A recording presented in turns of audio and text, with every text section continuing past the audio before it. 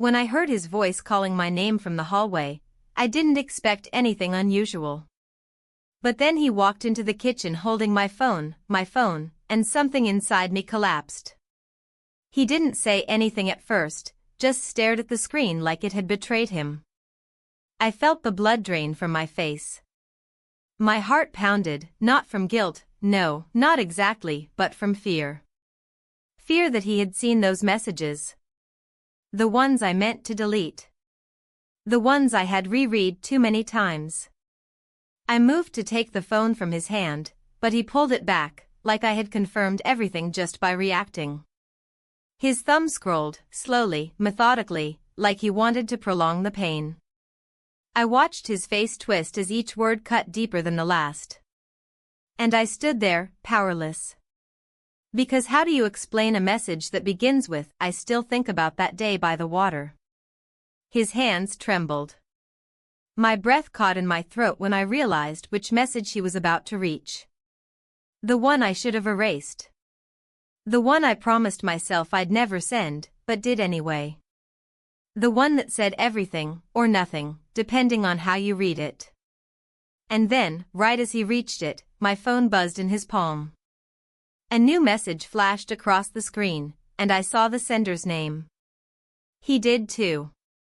His face went still. Pale. Eyes frozen. I bit the inside of my cheek, an old habit. A childish reflex. But nothing about this was childish. Nothing about this was innocent. His breathing changed. Shallow. Unsteady. Loud in the silence between us. That was the moment. The exact second I knew I couldn't hide anymore. That my life, as I knew it, was over. Because 3 months ago, I made a mistake. A mistake that unraveled everything. But let me tell you the whole story. Before you judge. Before you assume. Before I share the secret I kept buried for far too long. Tell me in the comments where you're watching this from. And answer me this. Have you ever kept a secret so big, so heavy, that when it finally came out, it shattered everything? My name doesn't matter. Not really. What matters is that I used to be someone who believed she had already lived through all her firsts. First love. First heartbreak. First home. First betrayal. First forgiveness. I thought I had already been shaped, hardened, and settled into the mold of who I was going to be for the rest of my life. But life, apparently, had different plans. I was 60 when it happened. 60, married for over 30 years, living in a house that had once been filled with laughter and music and arguments and rushing, now only silence and routine. My husband and I didn't hate each other. That would have been easier, in some ways. No, we were just numb. We lived in parallel. Like train tracks running in the same direction, always close, but never meeting. Conversations were brief and practical. His hearing had started to fade, and so had his interest in anything I had to say. Most nights, we'd sit in front of the TV, eating quietly, pretending to watch something neither of us cared about. I can't even remember the last time he looked at me, really looked, with any kind of softness or desire or even curiosity. I was a wife in form, not in presence. Invisible in my own home. I didn't plan to fall into anything. Especially not into something dangerous. It started like a breeze, one of those warm ones that passes through unexpectedly on a cold day. I was bringing groceries up the stairs when he offered to help. A young man. Broad-shouldered, suntanned, polite. He lived in the unit 2 floors below with his aunt. I'd seen him a few times before but never spoken to him. He grabbed 2 of my bags without waiting for permission, flashing me a grin that made me feel oddly embarrassed. "You shouldn't carry all that alone," he said, and I laughed without meaning to. I told him I was fine, but I didn't stop him. I watched his arms tense slightly under the weight, the way his forearm curved. I noticed things I hadn't noticed in anyone in a long time. He told me his name, and I told him mine. And that should have been it. But it wasn't. Over the next few weeks, I started seeing him more often. He began offering to help with small things, lifting, fixing, changing bulbs. Always with an easy charm. He didn't flirt, not in the way young men sometimes do. He was just kind. And when you've been invisible for long enough, kindness feels like seduction. I remember one afternoon, I was watering the balcony plants. He called up from the courtyard, "They're looking a little dry," he teased. I looked down, and he smiled up at me, shading his eyes from the sun. He had no idea what that small moment did to me. At night, I began thinking about those small moments. I'd sit in bed, my husband already snoring beside me, and replay them like forbidden reels in my mind. The way he stood a little too close. The way his voice dipped when he said thank you. I'd hate myself for it. Then crave the next encounter. He was 21. That number haunted me. It echoed every time I caught my reflection in a mirror or caught the stiffness in my knees as I bent to tie my shoes. What could someone his age possibly see in someone like me? But he did see me. It all escalated when he knocked on my door one afternoon to return a borrowed screwdriver. I was in leggings and an old sweater, not expecting anyone. He asked if I wanted help assembling the chair I'd bought last week. I said yes. I shouldn't have. We sat on the living room floor, laughing at the awful instructions. He called them a conspiracy against furniture. I laughed harder than I had in months. When we finally screwed in the last leg, we both leaned back and let out matching sighs. He looked at me then. Not just at me, into me. "I like being around you," he said. So simply. So honestly. I didn't answer. I couldn't. But that night, lying in bed, I didn't feel guilty. I felt alive. And that feeling, that dangerous, beautiful feeling, was the start of everything.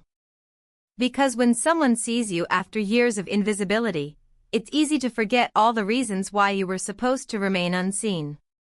It had been raining that morning, one of those soft, persistent drizzles that blurs the world into something half-formed and quiet. I stood by the window, holding a mug I hadn't sipped from in 10 minutes, staring at the wet pavement below. I wasn't waiting for anything. Or at least, I pretended I wasn't. But I was. I was waiting to see if he'd walk by. My husband was in the other room, fiddling with his pill organizer. Mondays were for blood pressure checks, and for double-checking that he hadn't forgotten Saturday's pills. He didn't notice that I hadn't said good morning. He rarely noticed much these days, unless the garbage hadn't been taken out, or the gas bill was due. I placed the mug on the windowsill and stepped back. I hated myself a little. I was 60 years old and hiding behind curtains like a teenager with a crush.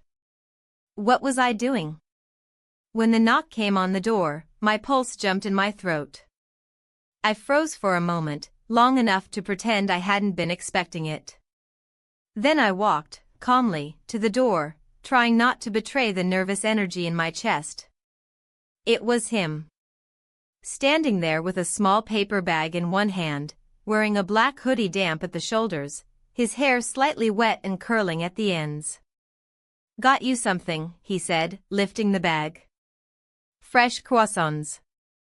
They had just come out of the oven. I opened the door wider and stepped aside. "You didn't have to do that." "I wanted to," he said simply. We sat in the kitchen. My husband had already left for the pharmacy. It was a coincidence, but it felt orchestrated by some force I didn't want to name. The smell of pastry and coffee filled the air. I hadn't realized how intimate breakfast could feel when shared like this, not over a table, not between long married silence, but in between glances, half smiles, and the occasional bump of knees beneath the small kitchen table. He told me about his part-time job at the bookstore, how he liked arranging the shelves in color order just to see customers' confused reactions. I told him how, once, I almost started a travel blog but never clicked publish on the first post. We laughed. He listened. I listened. At some point, he reached over and brushed a crumb from my cheek. A casual gesture, one that shouldn't have mattered. But it did. My breath caught, just slightly, and in that silence, something unspoken moved between us. When he left, I stood in the doorway longer than I needed to, watching him jog down the stairs, disappearing from sight but not from thought. The rest of the day passed like a blur. I cleaned, not because the apartment needed it, but because I needed to do something with my hands. I folded towels that were already folded. I rearranged the drawer with the candles. I reheated lunch and threw it out untouched. By evening, my husband returned. He handed me a receipt and reminded me we were almost out of toothpaste. We sat together through a cooking show we weren't watching. When he reached for the remote, his hand brushed mine, and I flinched. "Something wrong?" he asked, eyes still on the screen. "No," I said. "Just tired." I wasn't tired. I was wound so tightly inside, I felt like a string one note away from snapping. I told myself to get a grip. To act my age. To remember that whatever this thing was, this flutter, this attention, this tiny opening in my otherwise closed life, it wasn't real. But when I lay in bed that night, I replayed our conversation from the morning like a melody. Every smile. Every tilt of his head. The way he looked at me when I spoke. Like what I said mattered. And I remembered the way it felt when his fingers brushed my skin. Not the sensation itself, but the way it made me feel noticed. The next day, I tried to avoid him. I left the apartment early, took a longer route to the market, lingered too long by the herbs I didn't need. I hoped to return without seeing him, to prove to myself that I could. But there he was. Sitting on the stair rail, scrolling through his phone, earbuds in. When he saw me, he smiled, warm, effortless, unaffected. Avoiding me, he teased. "I have errands," I said. "I'll walk with you." We walked. I told myself to be cool, to be distant. But I wasn't. I felt 16. Terrified and thrilled. We passed by a bench, half-shaded under a wide tree. He sat down and patted the space beside him. I hesitated, then sat. "I like talking to you," he said after a while. "You shouldn't," I replied, staring straight ahead. "Why not?" "I'm married. I'm older. A lot older." He leaned back on his elbows and looked up through the branches. So it's not appropriate." "I'm not trying to be appropriate," he said. I turned to him then, and something in his eyes, that mix of youthful fearlessness and genuine tenderness, knocked the air out of me. He moved closer, just slightly. I felt his breath. My body tensed, alert in a way it hadn't been for years. And before I could stop it, before I could say anything else, we kissed. It was brief. Gentle. Shocking in its simplicity. He pulled away, searching my face for some reaction. I gave none. Couldn't. My thoughts were scrambled, my heart a riot inside my chest. "I'm sorry," he said. "I shouldn't have." But I didn't answer. I stood, slowly, my legs unsteady beneath me. I walked away without another word. Back in the apartment, I washed my face 3 times. I stared at myself in the mirror, trying to find the version of me that wouldn't have allowed this. But she wasn't there. There was only me, breathless, confused, alive in a way I didn't remember being. And terrified of what that meant. The next morning began with silence. Not the usual kind, the soft hum of the refrigerator, the distant chirping of birds, the quiet shuffle of my husband's slippers on the tile, but a deeper silence, the kind that starts inside your own chest. A silence made not of absence, but of too much presence. Thoughts pressing down. Shame. Heat. And confusion that refused to settle. I avoided mirrors. I moved slowly, deliberately, like if I rushed through anything, the memory of what happened yesterday might rise up and knock me off balance. I told myself to forget it. One moment. A mistake. A ridiculous, reckless, irresponsible moment that would never happen again. Except I couldn't forget it. I remembered the way he looked at me. Not just as a woman, but as someone. Someone worth paying attention to. Someone whose presence mattered. It had been years since I'd seen that look directed at me, and I hadn't realized how much I'd missed it until it was right there, warming the skin under my collarbone. But it didn't change the facts. I was married. I was decades older than him. And more than that, I wasn't supposed to want this. I had built a life around the idea that I was past such things. Past temptation. Past impulse. Past being desired. I went about my morning trying to convince myself I could compartmentalize it, file it away like a strange dream. I folded laundry with military precision. I called the clinic to schedule my annual blood work. I filled the bird feeder. I pretended.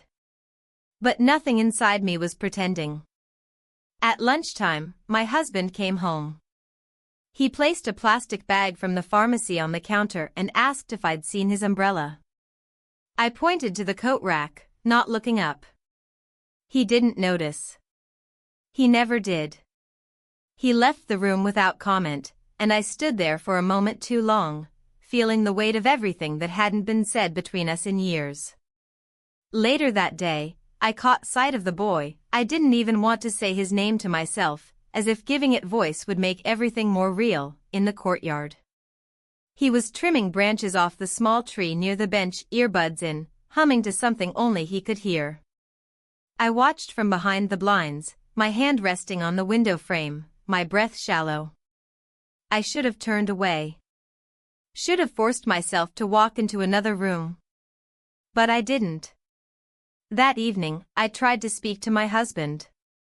Not about what had happened, of course, that was a truth I wasn't ready to face, much less share, but about anything. About the garden. About how we used to walk after dinner. About the way we once talked in bed with the lights off, our fingers tracing the air between us like a language only we understood. He nodded at the appropriate times. Said, "We can do that again sometime." But he said it like you might agree to paint a fence. Without urgency. Without memory. Without recognition of what was missing. It was then I realized something cruel. The part of me that longed for touch, for connection, for attention, it hadn't died. It had just been neglected. And now, after years of dormancy, it was wide awake and screaming. That night, I didn't sleep. I stared at the ceiling, tracing the faint cracks in the plaster with my eyes, over and over. My mind wandered in dangerous loops, imagining what he was doing, where he was, whether he regretted the kiss or thought about it the way I did. Whether he was waiting for me to say something. Or whether I was just another fleeting curiosity to him. The next day, I made a decision. A small one. Harmless on the surface. I walked to the cafe near the bookstore where he worked. I told myself it was a coincidence. That I just needed a coffee. That the cafe made the best croissants in town, the same ones he brought me a few days ago. That if I happened to see him, I would say hello and keep moving. But we both knew better. He was there. Sitting at a corner table, a book open in front of him, pen in hand. He looked up as I entered, and for a split second, he looked surprised. Then he smiled. Not a grin. Not a smirk. Just a simple, sincere smile, the kind that makes your stomach twist, not from nerves, but from the realization that you're in trouble. I ordered a coffee and turned to leave. He called out my name. I froze. I was hoping I'd see you, he said, walking toward me. Can we talk? I looked around.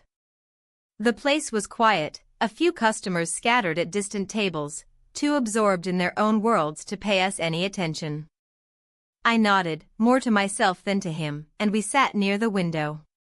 The silence between us was heavy at first. He broke it.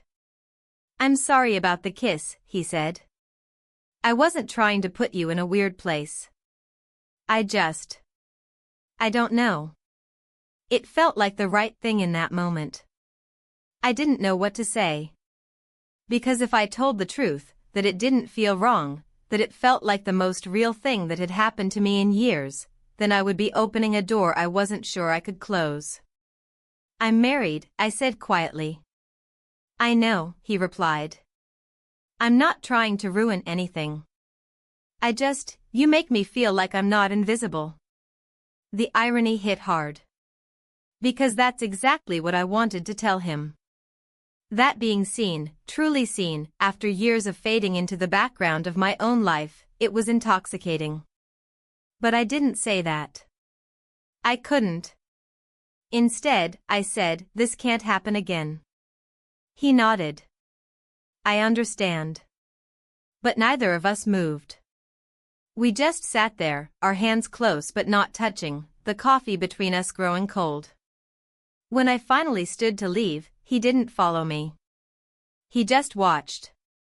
And I knew that this wasn't over. I walked home under a heavy sky, unsure if the weight pressing down on me was guilt or something far more dangerous. Desire. Longing. Need. All the things I thought I'd outgrown. But I hadn't. And now, I had to figure out what to do with that truth. There's something strange about returning to a life you've already begun to walk away from, as if every object you touch, every familiar step you take, has shifted subtly in your absence. That evening, when I stepped back into our apartment, everything looked the same, and yet nothing felt the same. The furniture hadn't moved. The framed photos still hung in their places. But I moved through it all like a guest in my own home. I set down my purse and listened for sounds of my husband. The soft murmur of the television drifted from the living room, a news anchor's steady voice echoing into the kitchen like a reminder of normalcy. He was exactly where I expected him to be, on the couch with his reading glasses perched on the bridge of his nose, remote control balanced on his knee. He looked up briefly when I entered, nodded, and returned his attention to the screen. Everything okay? He asked, his voice casual. I hesitated. Yes. Just went for a walk. He didn't press further. That was always his way. A man who never asked for more than he was willing to give. He accepted things at surface value, not out of trust, but out of disinterest in the emotional excavation beneath them. I prepared dinner in silence, letting the sounds of the knife on the cutting board and the bubbling pot fill the space between us. I moved on autopilot, chop, stir, taste, repeat, while my mind swam through thoughts I didn't know how to contain. I hadn't planned to see him that day.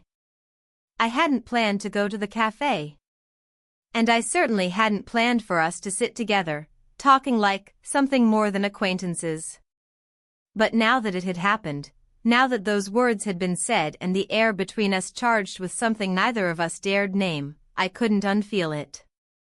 After dinner, my husband settled into his recliner and began his usual routine, flipping between channels, landing eventually on a sports program he would half-watch until his eyes closed. I excused myself early, retreating to the bedroom, telling him I had a headache. In truth, my head was perfectly clear, too clear, in fact. The thoughts spun so fast and so sharp that lying down felt like trying to sleep in a room filled with bees. I lay in the dark and thought about boundaries. About rules. About the space between a thought and an action. About how thin that space can become when you're lonely. And how easy it is to convince yourself that stepping over the line, just a little, isn't the same as crossing it completely. I told myself I hadn't done anything truly wrong. A kiss. A conversation. A feeling. That's all it was.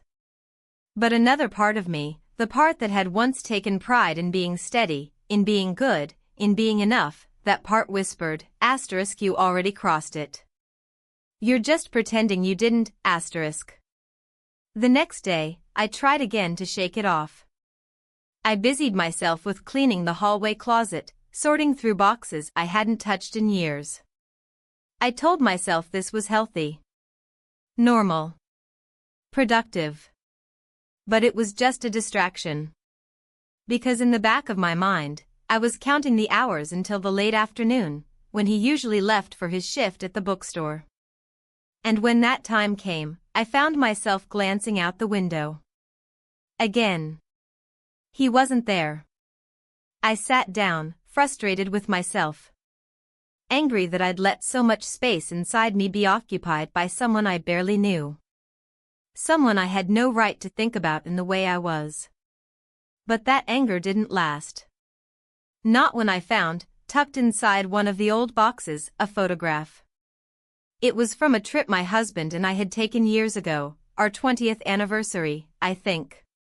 We were standing side by side on a rocky overlook, the sea stretching out behind us, both smiling. The version of me in that picture looked rested. Lit from within. Like she belonged in her body. I didn't recognize her anymore. What had happened to that woman? Where had she gone? I knew the answer, even if I didn't want to say it aloud. She hadn't disappeared. She had been slowly erased day by day, routine by routine, silence by silence, until she'd become a shadow of herself. A wife. A homemaker. A planner. But no longer a person with desires, with fire. That night, I didn't cook. I told my husband I wasn't hungry and took a long walk instead. It was a mild evening. The air carried the faint scent of jasmine, and somewhere in the distance, a dog barked at nothing. I walked past the bookstore but didn't go in. I stood across the street, staring at the warm yellow light spilling from its windows. He wasn't visible. Maybe he wasn't working that evening. Maybe it was for the best. Still, I lingered. There was something in me that didn't want to let go of the feeling. That feeling of being wanted. Of being seen. Even if only for a fleeting moment. I eventually turned back and headed home. When I entered the apartment, my husband was already in bed. The glow of his reading lamp lit up one side of the room. He looked up from his book and gave me a small nod. "You were out long," he said. "I needed some air," I replied. He nodded again and returned to his book. No follow-up question. No concern. Just an acknowledgement that I had spoken. I changed into my nightgown, brushed my teeth, and slipped under the covers beside him. The space between our bodies was only inches, but it felt like miles. I stared at the ceiling, my hands folded on my stomach, and listened to the turning of his pages. At one point, he reached over and turned off the lamp. Then silence. A long, deep silence. "Somewhere in the dark," he whispered, "You okay?" And for the first time in a long while, I didn't know how to answer. Because I wasn't sure if I was. I wanted to tell him everything. To tell him that I felt empty. That I didn't recognize myself anymore. That I needed something, anything, to remind me I was alive. But the words got stuck somewhere between my throat and my pride. Instead, I said, "I'm just tired." He made a quiet sound of agreement, rolled over, and drifted into sleep.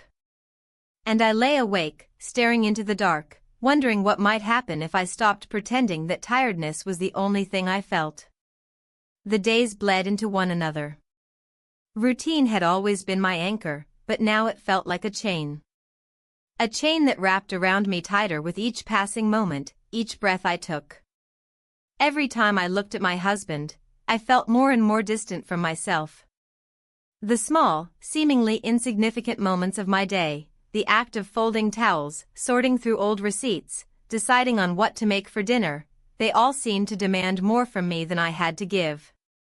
But there was nothing else to do. No other way to fill the emptiness. The kiss had opened something inside me. A gap that had been there all along, hidden under layers of comfort and obligation. Something I hadn't noticed until now. But it was there, wide and waiting, and now I couldn't ignore it. I couldn't pretend I didn't feel it. I thought about it constantly. The way his lips had brushed mine, soft, unexpected, but somehow exactly what I needed. The way he had pulled back immediately, as if realizing, like I had, that we had crossed some unspoken boundary. I thought about his apology, how it was more than just a reaction. It was the only thing he could offer in the moment, as uncertain as I was about what had just happened. But I hadn't apologized. I hadn't said anything. The truth was, I didn't feel guilty. Not in the way I should have. I felt alive. More alive than I had in years. I could feel the pulse in my fingertips when I touched things. I could hear the rhythm of my own heartbeat when I lay awake at night, the sound of it louder than the silence between me and my husband. That afternoon, as I sat in the living room, half-heartedly flipping through a magazine, I heard the familiar sound of the doorbell. I didn't need to look through the peephole to know who it was. I stood up, my heart already racing, and opened the door. He was standing there, looking as if he'd been waiting for me to answer. His eyes searched my face, and for a moment, neither of us spoke. The weight of what had passed between us hung in the air like a fragile thread. "I didn't mean to make things weird," he said, his voice a little uncertain. "I just thought, maybe we could talk." I nodded, stepping aside to let him in. I didn't think about it. Didn't consider the consequences. I just moved instinctively, like this was the most natural thing in the world. Once inside, he glanced around the apartment. His eyes lingered on the empty chair beside the kitchen table before he looked back at me. "It's nice," he said. But it wasn't the apartment that caught his attention. It was me. The way I moved. The way I felt different than the last time we'd spoken. I gestured toward the couch. "Do you want to sit down?" He didn't answer immediately, just followed me over and sat across from me, close enough that I could feel the heat of his body radiating in the air between us. The distance between us was measured not by inches, but by something more profound. Something that couldn't be crossed by anything other than words, or perhaps, actions. We sat in silence for what felt like a long time. The soft hum of the refrigerator was the only sound that broke the stillness. I didn't know how to start. How to begin explaining the turmoil that had been simmering inside me. The strange mix of shame, desire, and something else, something I couldn't even name yet. "You said something the other day," he began, his voice quieter now. "You said you weren't really happy. I didn't understand what you meant at the time. But now, I think I get it." His words struck me harder than I expected. It wasn't just that he had noticed. It was that he understood something I hadn't been able to put into words myself. "I don't know what I'm doing," I said finally, my voice barely above a whisper. "I don't know if I'm doing the right thing." He shifted in his seat, leaning forward slightly, his eyes never leaving mine. "Maybe you're doing the right thing for you." The air between us was thick with unspoken things. Things I couldn't voice, things he couldn't either. But the weight of it hung there, palpable and undeniable. "I don't want to hurt anyone," I admitted, the words coming out in a rush. "But I don't want to feel invisible anymore." I wasn't sure if I was speaking to him or to myself. But somehow, he seemed to understand, his gaze softening. "You're not invisible," he said gently. "Not to me. Not to anyone who really looks." I didn't know how to respond to that. I didn't know how to respond to anything anymore. The life I had been living was slipping through my fingers, and I was afraid to hold on too tightly, for fear of what it would cost me. For a moment, everything felt still. And then he reached out, not in a grand gesture, but simply enough to touch my hand. Just the lightest brush of his fingers against mine. And I felt it. That spark, that electricity that had been missing from my life for so long. The warmth of connection. It wasn't an apology. It wasn't a confession. It was just real. Just two people who had found each other in a moment when everything else seemed to be fading. He didn't lean in. He didn't kiss me again. But the space between us had changed. It was no longer a space filled with regret or fear. It was filled with something else. Something unspoken, but mutual. "I should go," he said finally, standing up. "I didn't mean to complicate things for you." "No," I said quickly, standing too. "It's not that." He gave me a small smile, a sad one, before turning to leave.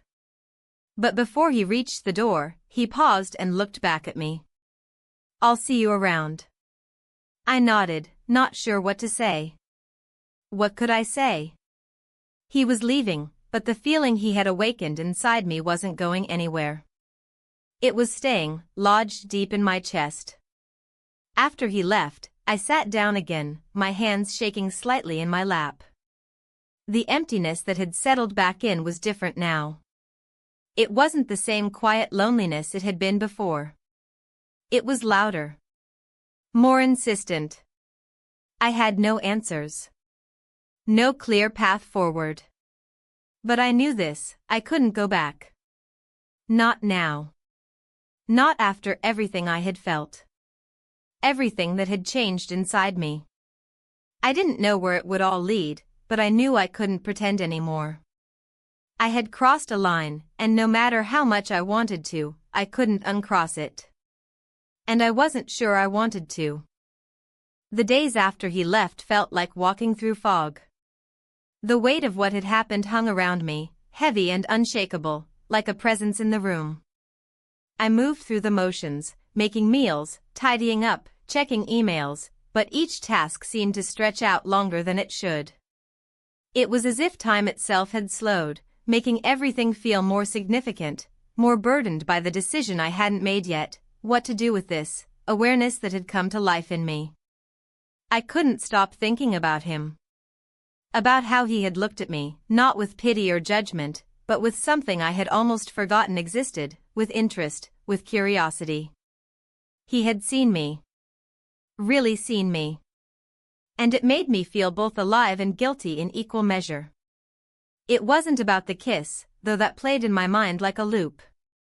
It wasn't even about the small touches, the way our fingers brushed or how he'd stepped closer each time, his eyes soft and eager. It was about the feeling of being wanted. Of being someone other than just a wife, just a woman who had long stopped being noticed. It was the simplest thing, but it felt like everything. But life, as it always does, moved forward. My husband came home each evening as though everything was normal. And in some ways, it was. I smiled when he asked about his day. I made dinner and listened to him talk about the small things. He didn't ask about my day, but I didn't expect him to. We were comfortable in our routine. Or at least, that's what I told myself. I should have been happy with that. I had everything a woman could want, right? A stable home, a good husband, a life built on years of small, steady decisions.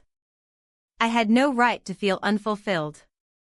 I had no right to feel this ache. But that ache grew with each passing hour. Every time my husband kissed me on the cheek before heading to bed, I wondered if he could feel the distance. Every time I passed the mirror, I saw a woman who was trying so hard to be someone she wasn't.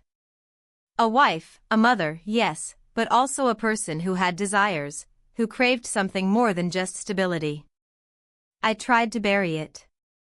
Tried to forget about him, about what he made me feel. I spent my days reading books I didn't care about, watching shows that didn't make me laugh. I did what was expected, and yet, with every passing moment, it felt like I was drowning in my own silence. And then, one afternoon, I couldn't take it anymore. I had gone out for groceries, trying to lose myself in the hum of normalcy.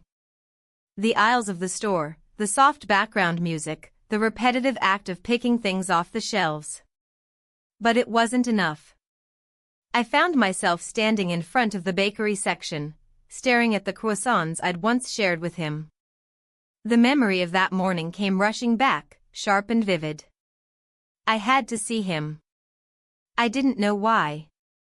I didn't know what I expected. But I knew that I couldn't go another day pretending this wasn't gnawing at me. I left the store, my grocery bag swinging loosely from my hand. The walk back to my apartment felt different. Each step heavier, yet lighter at the same time. I felt like I was stepping into some unknown part of myself. When I got home, I didn't even think twice. I grabbed my coat and headed out again. My mind was made up. I needed to talk to him. Even if it meant facing whatever consequences came with it. I arrived at his building, my heart thudding against my chest. I stood outside for a few minutes, unsure whether to go up or to turn around.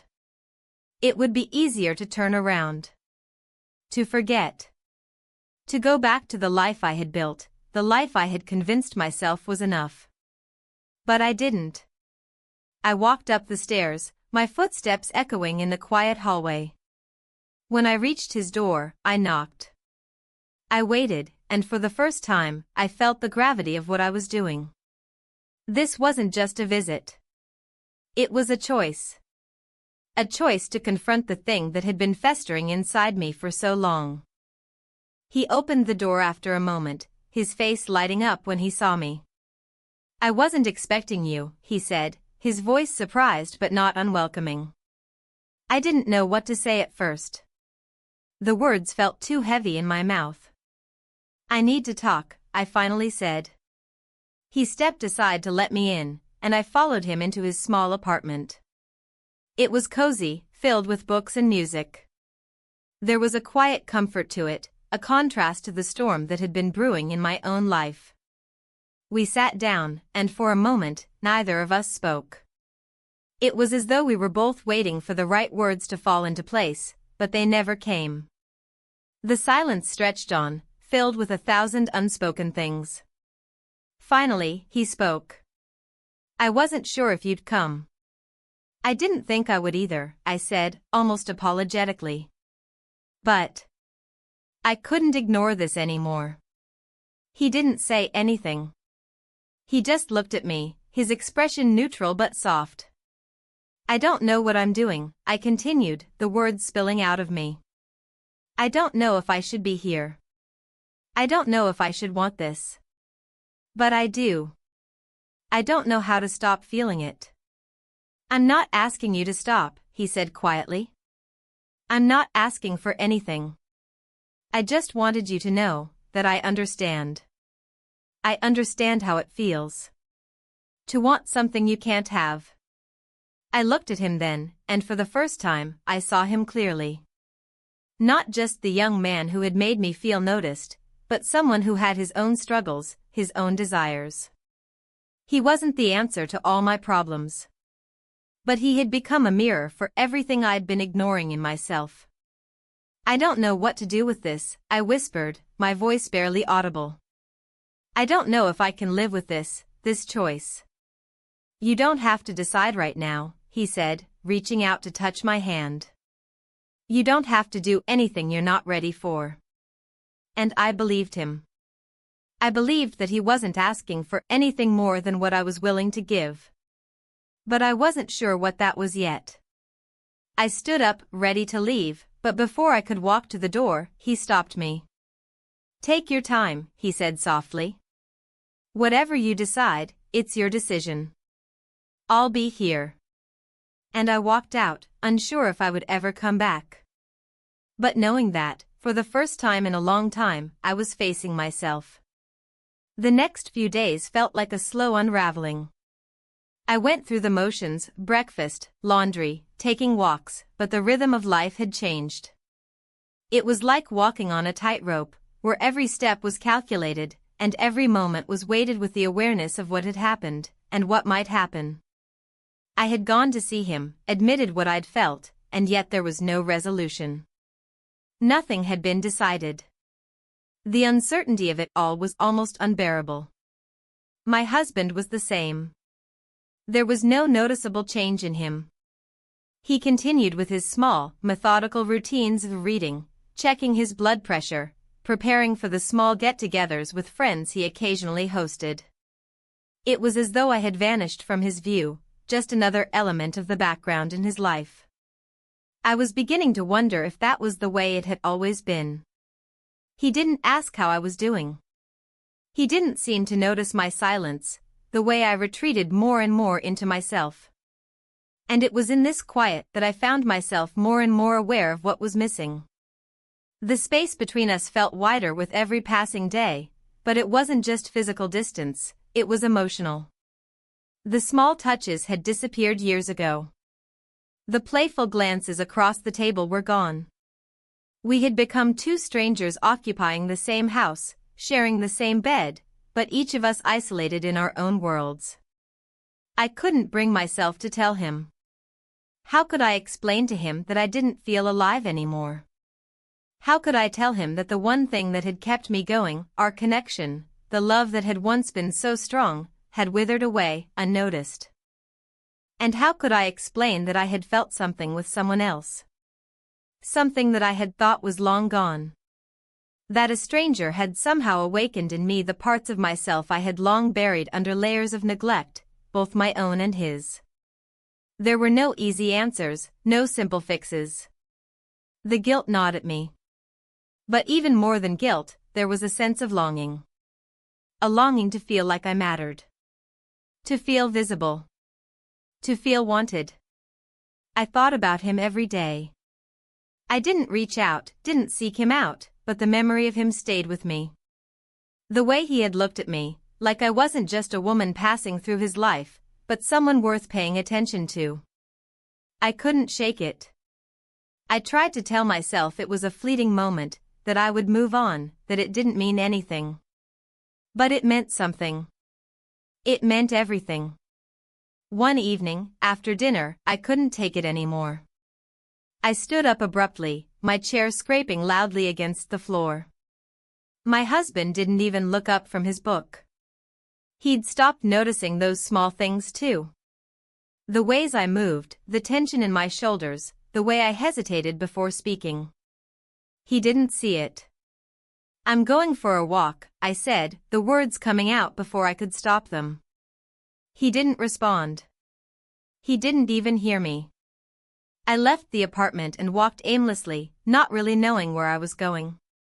My thoughts were a tangled mess of confusion and longing. I walked past the cafe, past the bookstore, past everything that had become so familiar to me. It wasn't until I found myself standing in front of the park, the same one I had walked through countless times before, that I realized where I was going. I wasn't just walking. I was heading toward him. I stood at the entrance for a long moment, staring down the path. The park was quiet, only a few joggers passing by, their feet hitting the pavement with rhythmic precision. The air was cool, crisp, with a hint of autumn. It felt like a different world here, like the world I had been living in had faded into the background, and this was where I was supposed to be. I had made my decision. I had to face it. I took a deep breath and walked toward the bench where we had first sat together. My heart was racing, but it wasn't out of fear. It was something else. Something more dangerous. He was there, sitting on the bench, the same book in his hands, the same casual way he had of looking up when someone approached. He noticed me immediately, his eyes brightening as he closed the book and set it beside him. I didn't expect you, he said, his voice gentle. I didn't expect me either, I replied, sitting down beside him. I didn't know what to say. What was there to say? But the silence wasn't uncomfortable. It was the kind of silence that comes when two people are trying to figure out if they're about to do something that could change everything. We sat there for a while, just breathing in the evening air. It felt like time had stretched, like everything else had faded away. There was no one else in the world at that moment. Just the two of us, sitting on a bench, sharing this strange, quiet understanding. I can't keep pretending, I said finally, my voice barely above a whisper. He turned to face me, his expression serious. You don't have to. Not with me. I don't know what I'm doing, I continued. I'm scared. I don't want to hurt anyone. I don't want to hurt myself. He reached for my hand, and for the first time, I didn't pull away. You're not hurting anyone by being honest. Not with yourself. And not with me. I don't know if I can keep doing this, I said, the weight of my own words sinking in. I don't know if I can keep living like I'm okay when I'm not. When I feel seen, he finished for me, his eyes softening. I know. I don't think you've ever been seen the way you deserve. His words cut through the fog in my mind. I didn't have an answer for him. I didn't know what I needed. But I knew, in that moment, that I couldn't keep running away from what I felt. It wasn't just about him. It wasn't just about my husband. It was about me. About the parts of myself I had forgotten, the parts that were calling out to be heard. I can't make any promises, I said quietly. But I need to figure this out. I need to know if I can still find myself again. He nodded, squeezing my hand gently. Take your time. I'll be here. I didn't say anything else. We sat there for a while longer, the night falling around us like a soft blanket. I didn't know where this path would lead, but I knew one thing for certain, it had already changed me. And I couldn't go back. When I finally stood to leave, I didn't look back. I walked away, my heart still racing, but now with a sense of clarity I hadn't had before. I didn't know what would happen next. But for the first time in a long time, I was ready to find out. The following week passed like a half-remembered dream. I moved through it in a haze, my thoughts constantly shifting between the familiar rhythm of my life and the new, unsettling awareness that had settled into my bones. I had tried to act normal, smile when my husband smiled, ask about his day, pretend that everything was fine. But I couldn't shake the sense that something fundamental had shifted, something that could never go back to how it was before. I spent a lot of time in the kitchen. Cooking had always been my way of grounding myself, of finding some sense of purpose and control. I chopped vegetables, stirred sauces, and baked bread, my hands moving through the motions without much thought. But my mind was somewhere else, always just beyond my reach, constantly circling back to him, the young man I barely knew, who had made me feel more seen than I had in years. I didn't go back to see him. I couldn't. Part of me wanted to, desperately, but the other part of me was terrified of what it would mean. What did it mean, anyway? Was it just a fleeting moment? Or was it something that would change everything? I couldn't even answer that for myself. All I knew was that the more I tried to push the feeling away, the stronger it became. I couldn't erase the memory of the way he looked at me, the way he had touched my hand, the way his presence had ignited something inside me. I couldn't ignore the longing, the desire to be seen, to be desired, to be more than just someone's wife, someone's mother, someone's caretaker. That afternoon, as I stood by the stove, stirring a pot of soup, I heard a knock at the door. It wasn't the usual knock that preceded my husband's return from his afternoon walk. This was different, sharp, insistent. My heart jumped in my chest. I wiped my hands on a towel and walked to the door, my breath shallow as I wondered who it could be. When I opened it, I wasn't prepared to see him standing there, not with his usual easy smile, not with that youthful energy that had always been so inviting. He was serious now. His shoulders were tense, his hands shoved in his pockets. His eyes met mine, and for a moment, we both just stood there, silently acknowledging the weight of what had passed between us. "I'm sorry," he said, his voice quiet. "I should have given you space. I didn't mean to make things complicated." I blinked, surprised by the apology. It wasn't what I had expected, but it was what I needed to hear. "You didn't," I replied, my voice shaky. It's me. I'm the one who's confused." He nodded slowly, taking a step closer but not crossing the threshold. I wanted to make sure you're okay. I don't want to cause any more confusion. But I also don't want to just disappear, you know?"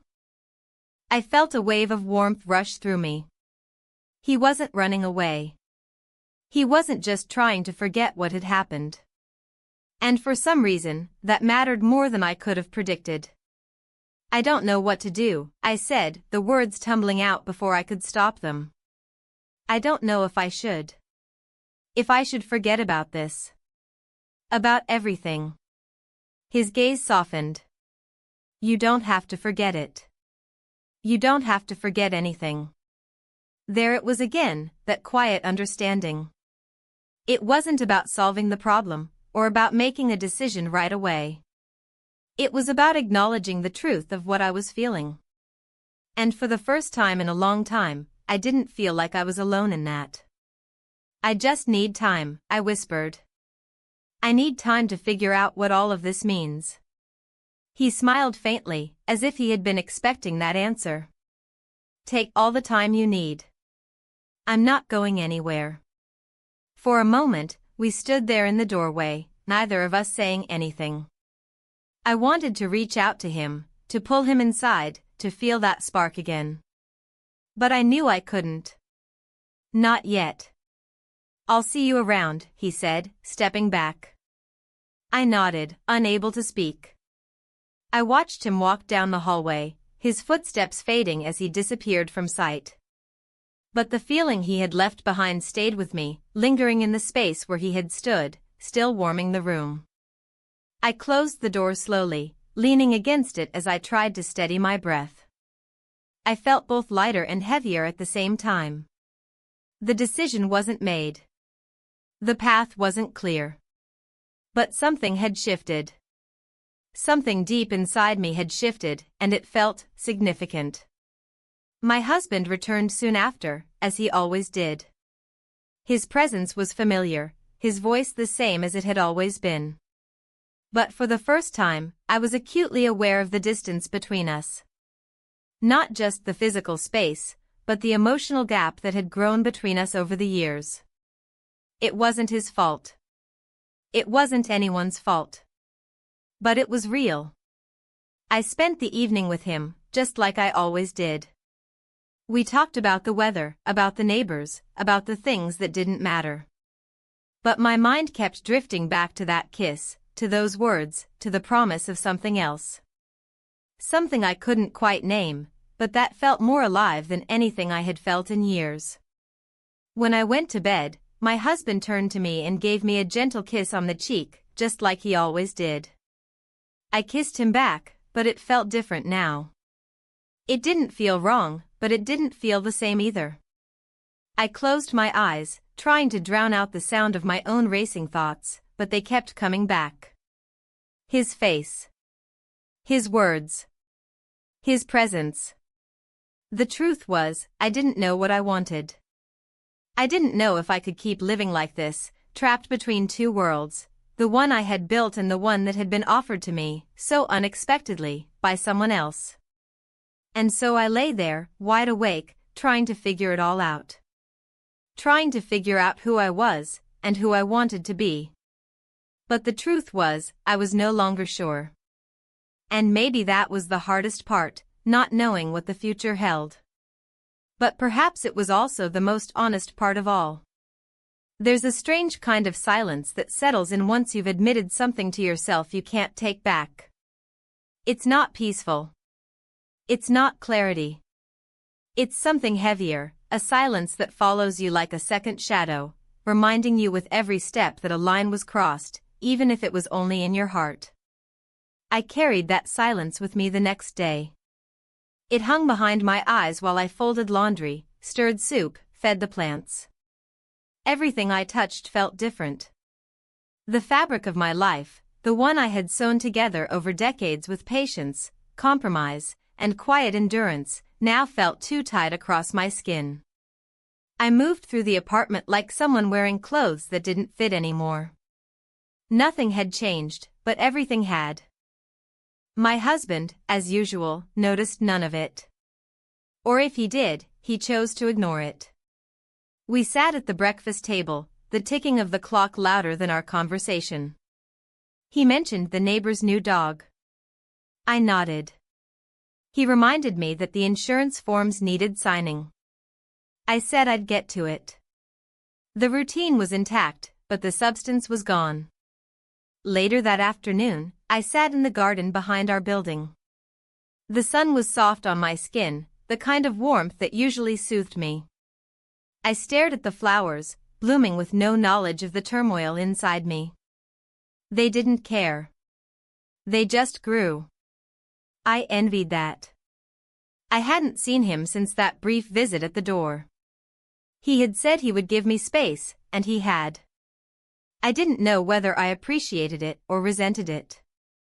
Part of me had hoped he would appear again, unexpectedly, forcing me to make a decision I didn't want to make on my own. But another part of me knew I needed the silence. I needed to sit with what I felt. And I felt lost. Not because of him. But because of what I had realized through him. That I had been living in the background of my own life. That I had been surviving, not living. That something inside me had withered from lack of attention, not from him, not from anyone, but from myself. That night, I couldn't sleep. I got out of bed quietly, careful not to wake my husband, and walked into the living room. I sat in the armchair by the window, the one we rarely used anymore. Outside, the street was empty, bathed in the yellow glow of the street lamps. I remembered being younger. Sitting in windows like this one, dreaming about the life I would build, the person I would become. I hadn't dreamed of passion, necessarily, but I had dreamed of feeling, deeply, fully. I thought love would be a fire that never faded.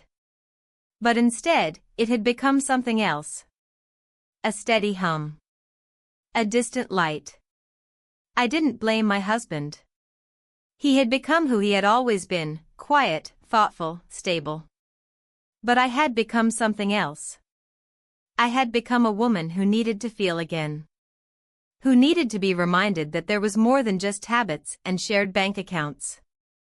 And yet, I was afraid. Afraid of throwing it all away. Afraid of what it would mean to start again. At my age, there were no new beginnings without consequences. There were no simple exits. Only choices, and the lives they would disrupt. The next morning, I went about my usual routine, but with a quiet urgency inside me. I felt like I was approaching a cliff edge, and every movement, every word, brought me closer. It was my husband who suggested we go away for a few days. Out of nowhere. Over his coffee, he said, "We haven't been anywhere in a while. Maybe the coast? You used to like the sea." I looked up from my toast, stunned. It wasn't like him to suggest such things spontaneously. I searched his face, wondering if he knew. If somehow he had sensed the shift.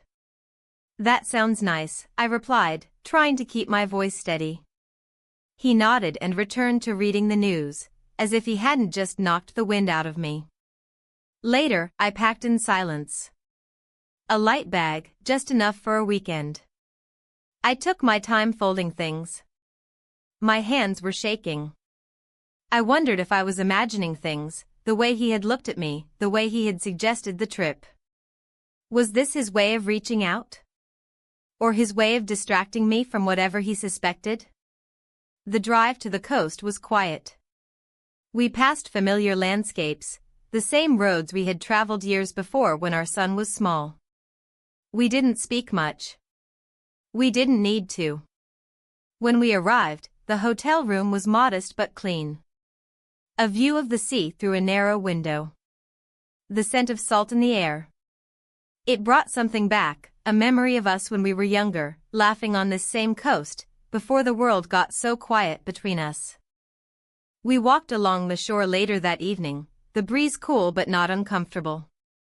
He reached for my hand, something he hadn't done in months, and I let him. It was a small gesture, but it startled something inside me. He said, "I know things have felt off lately. I don't always know how to talk about it, but I feel it too." I stopped walking. The waves crashed softly behind us. "I'm trying," he added. I looked at him, at this man I had spent most of my life with. His face was older now, but still familiar. Kind. Tired. I felt a rush of emotion I hadn't expected. "I know," I said. And I meant it. That night, we lay in bed without touching. We faced opposite walls, like bookends on a shelf. The silence wasn't angry or cold. Just resigned. And still, in the back of my mind, I thought of the other one, the one who had reminded me what it felt like to be alive. That night, I dreamt I was standing between two doors. Behind one, the life I had built, steady, known, safe. Behind the other, something wild and uncertain. I didn't open either. I just stood there, frozen. When I woke, the sky was beginning to brighten. I sat on the edge of the bed, staring out the window at the sea. The waves moved without hesitation. Forward. Always forward. I realized then that I couldn't stay in this in-between space forever. That soon, I would have to choose. Not between two men, but between two versions of myself. The sea was quieter the next morning, the waves moving with a steady rhythm, almost as if it were waiting for something.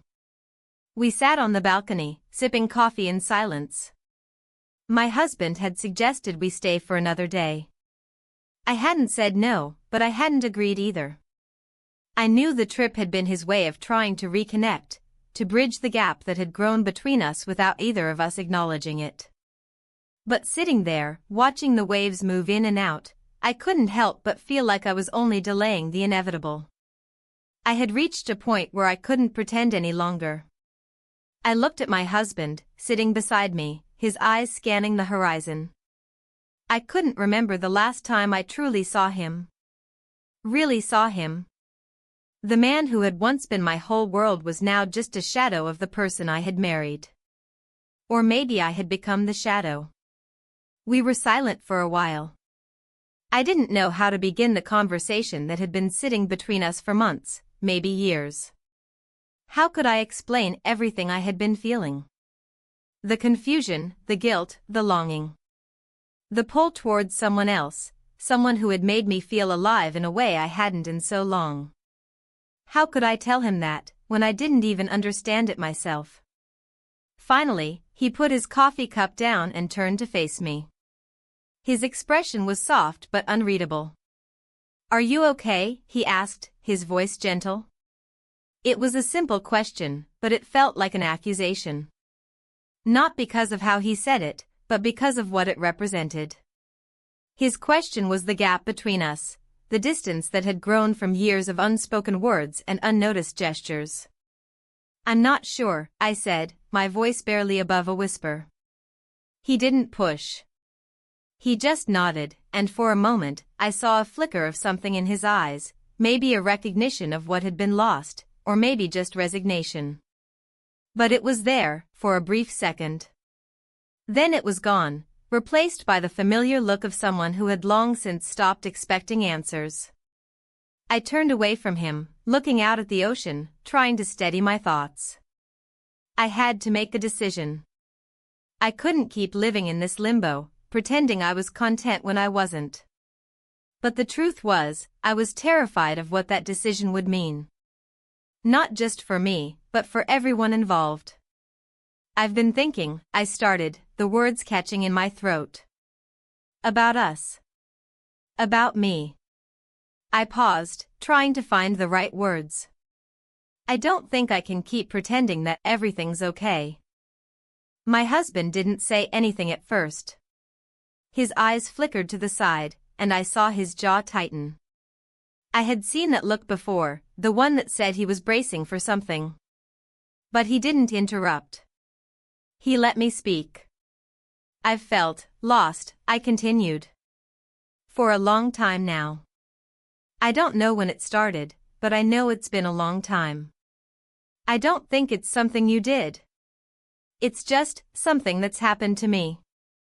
To us. He was quiet for a moment, and then he sighed deeply. I've felt it too, he said quietly. But I didn't know how to say it. I thought maybe if I just kept doing what I've always done, you'd come back to me. But I see now that maybe I've been fooling myself. His admission hit me harder than I expected. I hadn't known he felt the same way. I hadn't known he saw it too. I thought I was the only one, struggling to understand what had happened to our relationship. I'm sorry, he added, his voice tight with emotion. I should have noticed sooner. I should have tried harder. I shook my head. No, I said, my voice barely above a whisper. You don't have to apologize. This is just how things are. We've both changed. We've both drifted. There was no anger in his eyes. No bitterness. Just a quiet sadness that seemed to settle over us both, like the weight of the years we had spent trying to hold on to something that was slipping through our fingers. I don't know what to do, he said softly. I don't know what you need from me. I felt a pang in my chest at his words. He was asking me for something I couldn't give him. He was asking me to make a decision that I didn't have the answers to. I wasn't sure what I needed, either. But I knew one thing, I couldn't keep pretending to be someone I wasn't. I need time, I said, my voice steady despite the turmoil inside me. I need time to figure this out. To figure out what I really want. He nodded, his eyes tired. I can give you time. I don't know what else I can do, but I can give you that. We sat there for a while, the sound of the ocean filling the silence between us. It wasn't peaceful. It wasn't reassuring. It was just there, the constant, unchanging rhythm of the sea, a reminder that life kept moving, even when we didn't know what direction we were headed in. I couldn't promise him anything. I couldn't promise him that I would choose him. I couldn't promise that I would find my way back to the woman I used to be, the one who loved him completely, without reservation. But I could promise him this, I would try to be honest with myself. And with him. I don't want to hurt you, I said, my voice trembling. I never wanted this. But I need to find myself again. I need to figure out what's left of me. He reached across the table, taking my hand in his. I understand, he said softly. I just want you to be happy. I want you to be you again. And in that moment, I knew I had to make a choice. Not for him. Not for anyone else. But for me. I wasn't ready to make that choice yet. But I was ready to stop pretending I didn't have to.